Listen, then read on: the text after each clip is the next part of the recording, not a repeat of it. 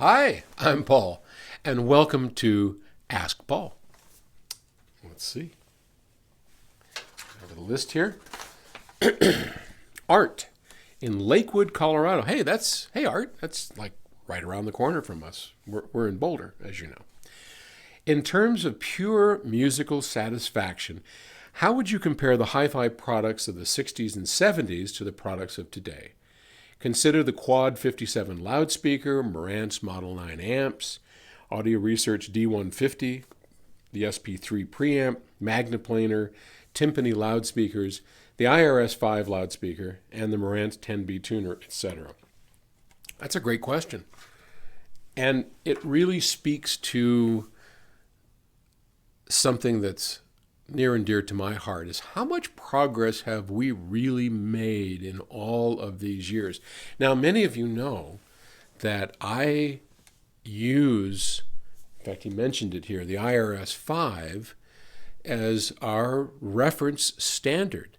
The IRS actually means Infinity Reference Standard. And that's a pair of speakers that was made in 1985, long time ago. And those are my current reference because to date, I have not found a better loudspeaker that gives me the unfettered dynamic range and effortlessness and revealing qualities that I need and seek out as both a designer and as someone who just doesn't want to tolerate compromise.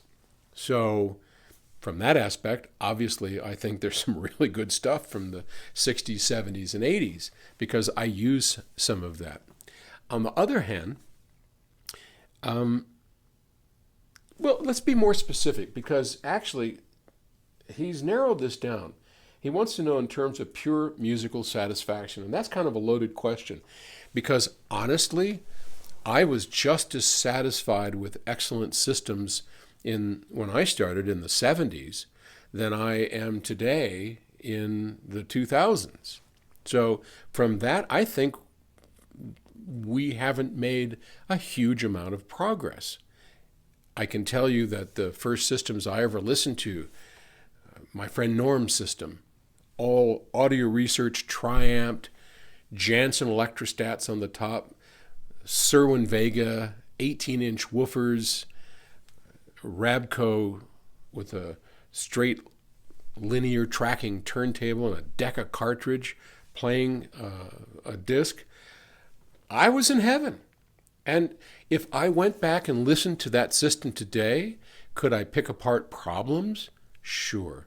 But the musical satisfaction, I think it would still be there. I don't think in terms of musical satisfaction that we as an industry have made a tremendous, if any, amount of progress. Now, having said that, I would also add that if I compare products, let me give you an example. The Audio Research SP3A4, which he mentions in here, which is an Audio Research preamplifier, the first one that I ever had and fell in love with, that product compared to today's product on an AB, so take our BHK signature preamplifier, which itself is a vacuum tube and MOSFET hybrid, compared to the all vacuum tube SP3, which brought me and thousands of people great musical enjoyment in the 70s.